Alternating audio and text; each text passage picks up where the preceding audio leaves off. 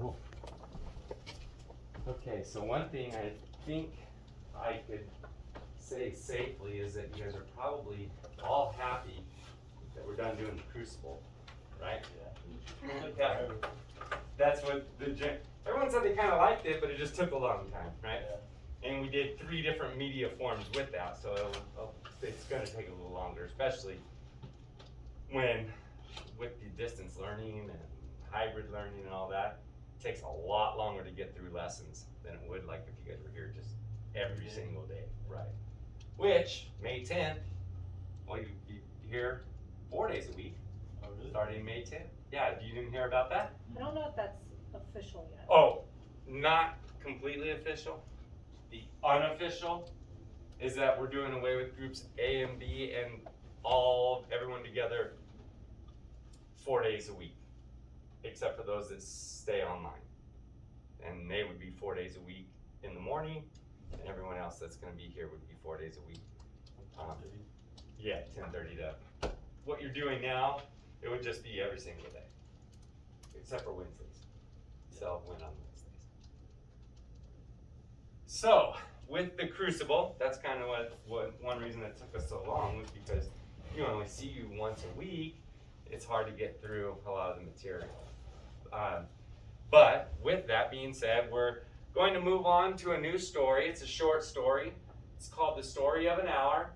And you'll see some of the same things that we saw in the Crucible, no witch hunts or anything like that. But one thing that the Crucible utilized, one of its the writing techniques, was the use of irony. Can you know what irony is? Can anyone define irony for me? When something's ironic? When something happens and then they don't think of foreshadowing. Where it's funny what happens. Okay, yeah. Something funny that happens that correlates with the story. Exactly. It can be comedic. You say something that's opposite of what you mean, right? So in the Crucible, there was all kinds of irony. And some of it was verbal irony, like something funny that was said or whatever, or just contradicting itself. But what would be ironic about the story of the Crucible? Something that sometimes irony can be verbal irony. I'm going to show a little video that kind of will break down irony a little bit better. But irony can be like when you thought one thing was going to happen and yet another thing did. Why isn't that ironic? I thought this was going to be the result of that, but in turn this is the result. So with that in mind, like how Abigail wanted to be with Proctor, but she couldn't because he got arrested because of her. Exactly. So she wanted to be with him, but her actions, in her mind, what she was doing was going to make her and John be able to be together, right? But it had the opposite effect. He got arrested and ended up dying. So that's irony. That would be dramatic irony. So that's a good tie-in. So as we move into the story of an hour, it's chock full of irony. It has irony all the way through this short story. And so I want you to, when we start to get into the story, I want you to kind of look for the author's use of irony and be able to analyze it and pick it out of the story. Before we get that far, though, I'm going to watch this little video so you can have even a clearer picture of what irony is and the different types of it. I have to say, I slept splendidly. Granted, not long, but just deeply and well. I'm not surprised. A well-known folk cure for insomnia is to break into your neighbor's apartment and clean. Sarcasm? You think?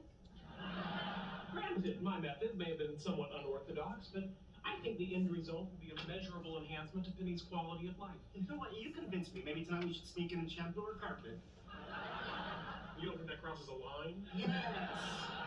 For God's sake, Sheldon, do I have to hold up a sarcasm sign every time I open my mouth? You have a sarcasm sign?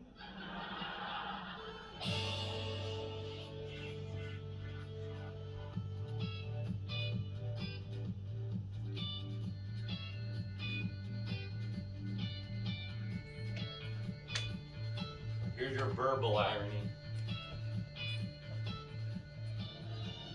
Oh my god, I love your skirt. Where did you get it? It was my mom's in the 80s. Vintage. So adorable. Thanks. That is the ugliest effing skirt I've ever seen. Oh my god, I love your bracelet. Where did you get it?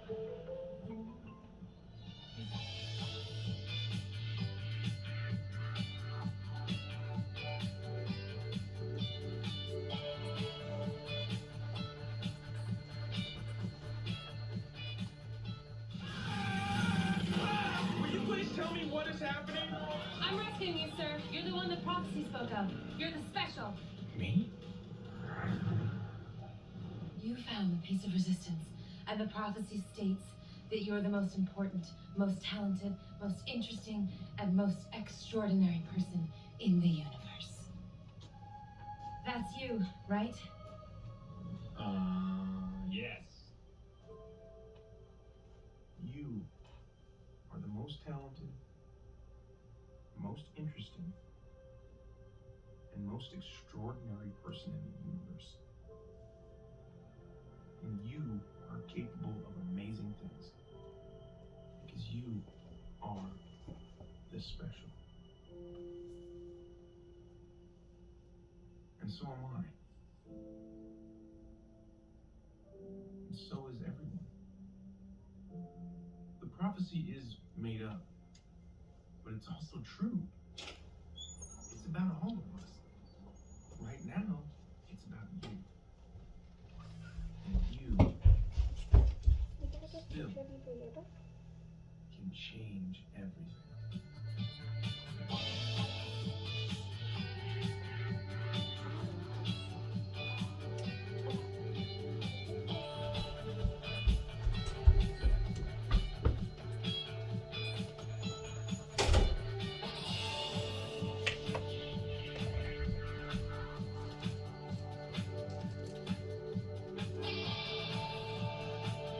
That was situational irony, the same type of stuff that was in the Crucible a lot.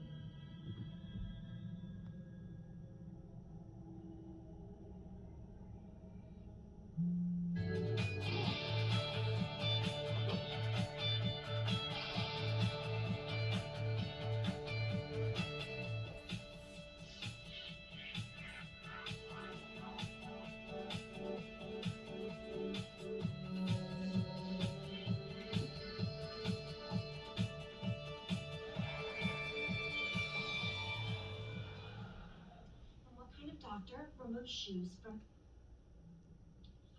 Depending on the depth, that's either a proctologist or a general surgeon.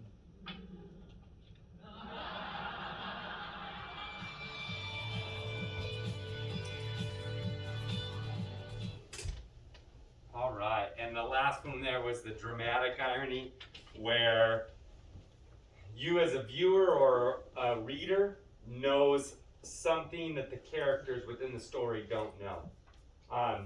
In the Crucible, half the characters knew that the witch hunts were ridiculous, but the other half of the characters didn't know that, and you as a reader always knew that they were kind of a farce, right? And so that would be your dramatic irony. So the story that we're going to get into today is called A Story of an Hour. It's got a lot of drama in it. The story itself isn't very long. It's got a lot of irony in it, and it's got point of view. That's something that we haven't quite discussed a lot about yet. But what is a point of view? If I ask you what your point of view is on the Crucible, what are you giving me? My thought. Your thoughts, your views, right? So every person has a point of view. We all have a point of view about everything that we come in contact with. Well, the point of view of this story, we have to look at it from the author's point of view first and foremost, because they're the ones that wrote it. And so in order to understand someone's point of view, sometimes you have to understand their background. And the person that wrote The Story of an Hour, her name is Kate Chopin, or Chopin, and she wrote the story in the 1890s. And that sounds like a long time ago, but when I say like the 1950s, that might not sound like as long ago. It's really only 60 years apart there between 1890 and 1950. And the reason I'm telling you this is because, have you heard of like the family life in the 1950s? Like Leave It to Beaver, I Love Lucy, that type of a thing? What was the depiction of the family? What did the family look like in like that 50s type of a setting? It was like supposed to be an ideal family, 2 to 3 kids, the wife at the house, the husband on job, that with a suit, high job. Exactly. So what was the wife's role? Take care of the kids. Take care of the kids. The wife's supposed to be at home, right? Not learning, not having a career, none of that kind of stuff. That wasn't important. So when Kate Chopin came in and started to write this, her viewpoint was that was what was taking place, but now all of a sudden there was an awakening. There was the feminist movement that was building that said that that women didn't just have, there wasn't just one role for women, you know, and so she was an early feminist. This writing was, or this story was written sort of with that point of view.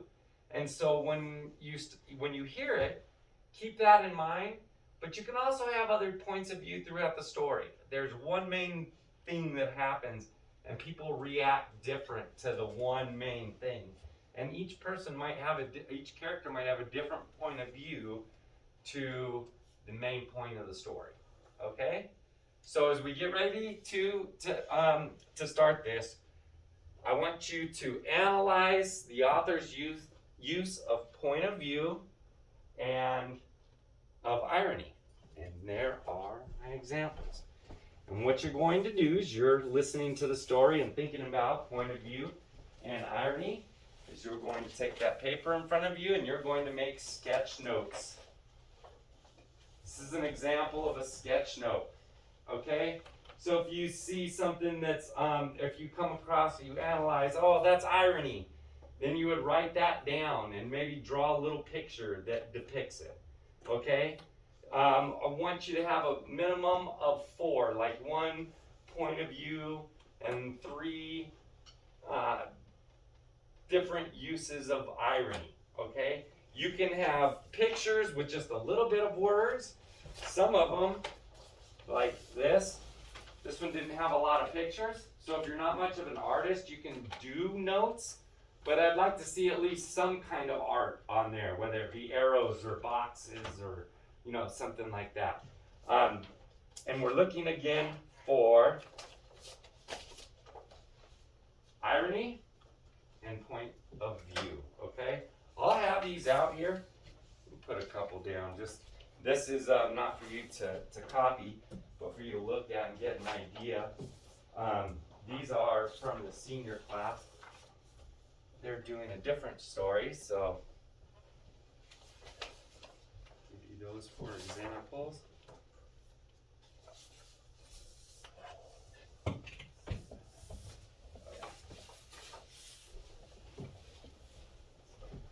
Here. And then when you're listening to the story, you might all of a sudden use your analytical mind and say, there was some irony, but I don't have time to write a picture or draw a picture or write a note about it. So here is The Story of an Hour. I want you to keep this copy because we are going to be using it. We're going to be going over this story another 2 times other than today. But you can write on this copy.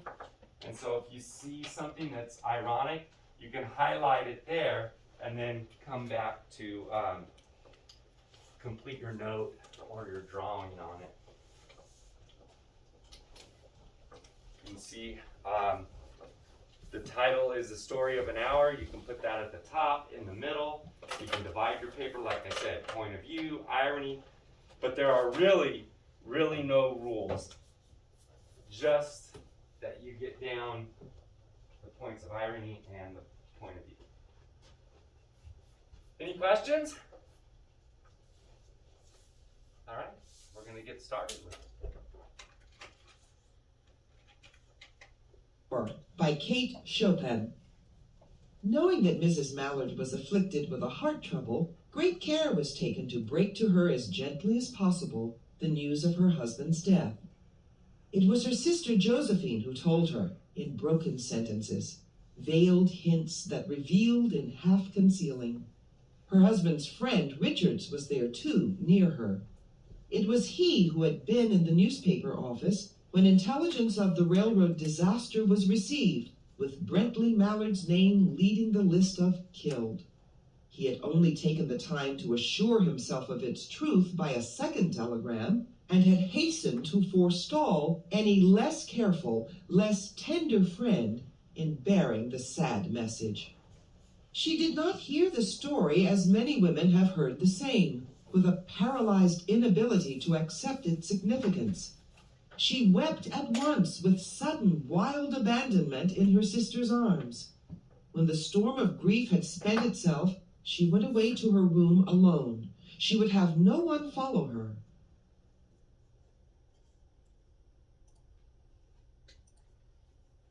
There stood, facing the open window, a comfortable, roomy armchair. Into this she sank, pressed down by a physical exhaustion that haunted her body and seemed to reach into her soul. She could see in the open square before her house the tops of trees that were all a-quiver with the new spring life. The delicious breath of rain was in the air. In the street below, a peddler was crying his wares. The notes of a distant song which someone was singing reached her faintly, and countless sparrows were twittering in the eaves. There were patches of blue sky showing here and there through the clouds that had met and piled one above the other in the west, facing her window. She sat with her head thrown back upon the cushion of the chair, quite motionless, except when a sob came up into her throat and shook her, as a child who has cried itself to sleep continues to sob in its dreams. She was young, with a fair, calm face whose lines bespoke repression and even a certain strength.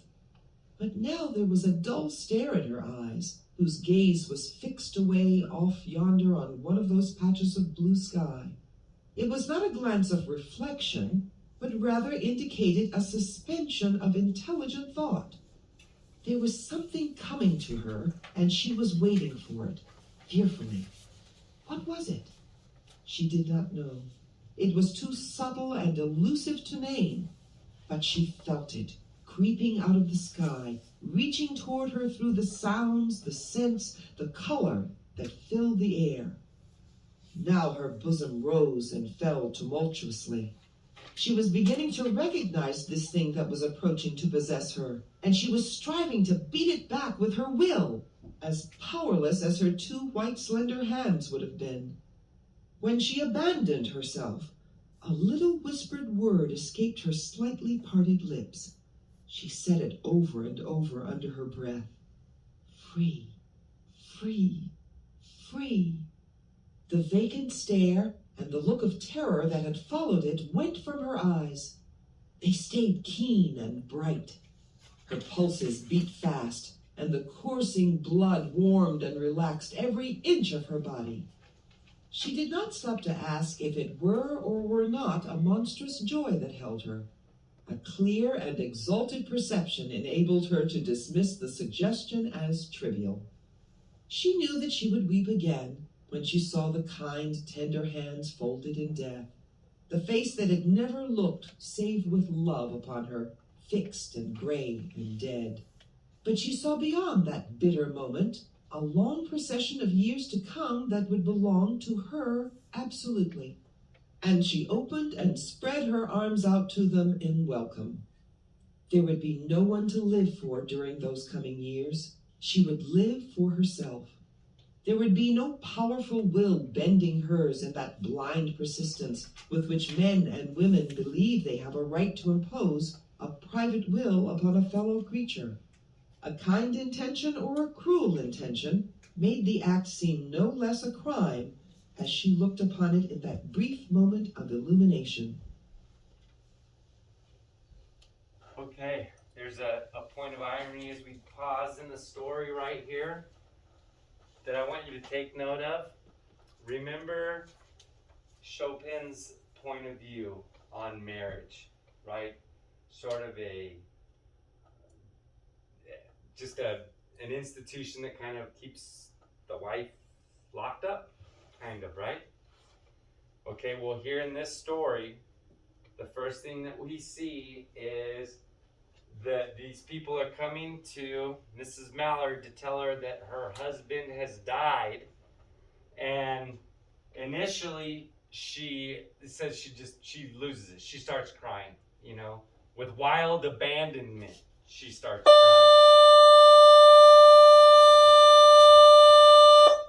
So much so that, like, you remember being a little kid and you'd, like, fall down and hurt yourself. You'd cry so hard that even when you were done crying, you'd go, and there would still be like that little piece of cry left. That's how devastated she was. And then she went into her room, sat in her chair, started looking out the window. And what were the words that she started mumbling to herself or repeating to herself? Free. Free. Free. Free. So there's a point of irony right there, right? That you would, even though she received the news tragically, the news of her husband's death didn't just create this sense of sadness. It created a sense that, oh my gosh, I'm actually free of these marital vows. Okay, so let's see if we can find any more. She had loved him. Sometimes. Often she had not. What did it matter?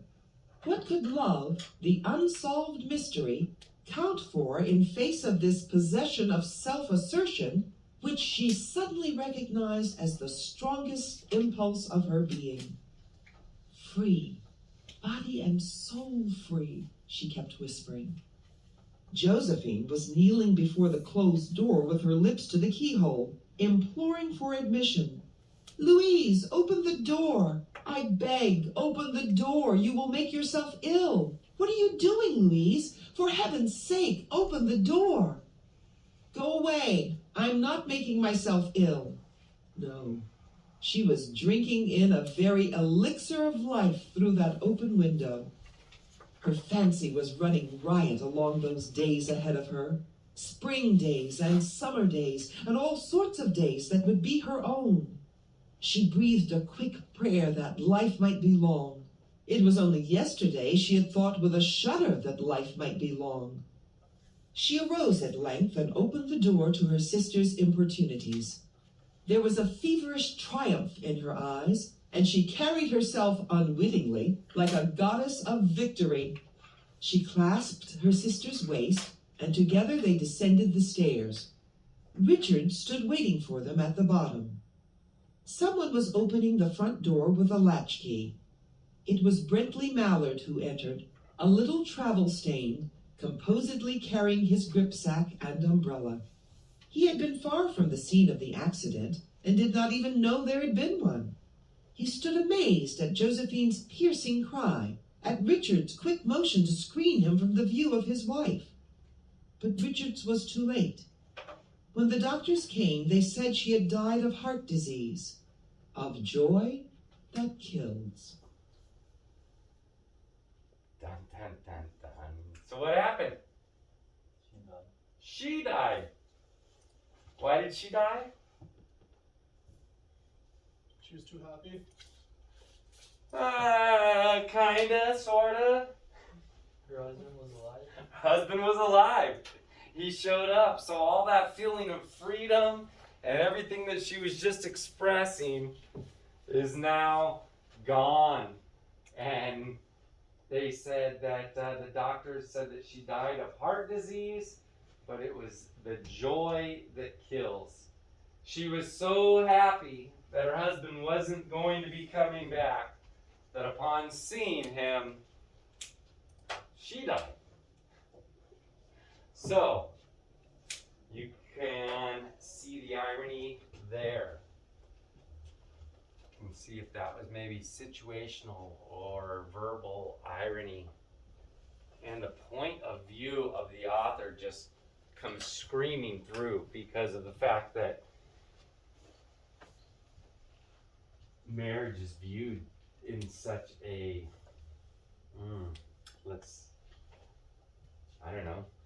like prison. So it's kind of irony. There's all kinds of irony in there.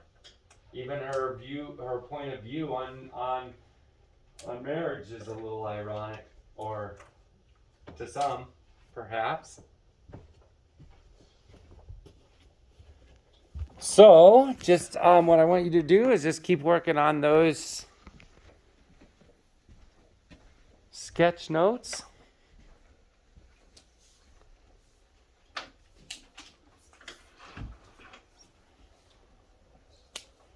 Right?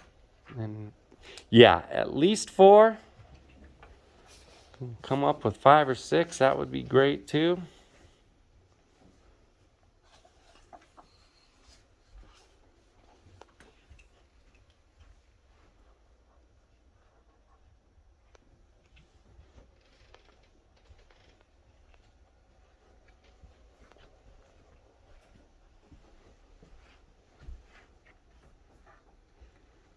And remember to keep those, that copy of the story of the hour, because story of an hour, because we're going to be utilizing that for future lessons as well.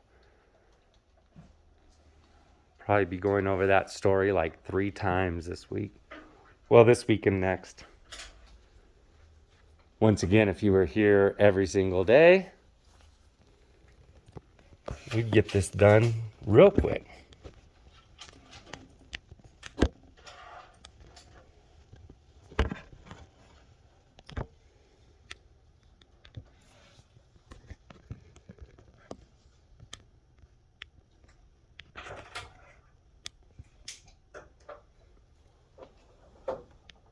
Feel free to, you don't have to stay totally quiet.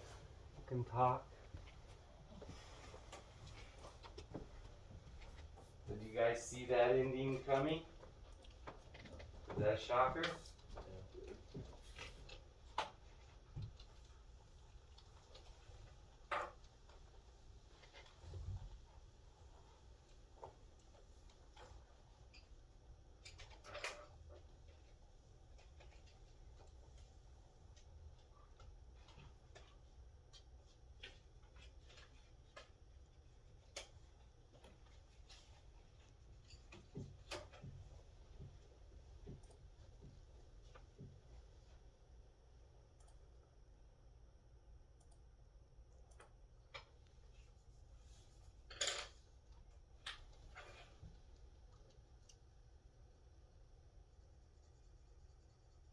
This, even though I'm not an artistic person, this is a good activity, even if you can't really draw, because you don't have to write as much either. Right. So I would have taken that, even though You could draw stick figures. yeah, stick figures are cool.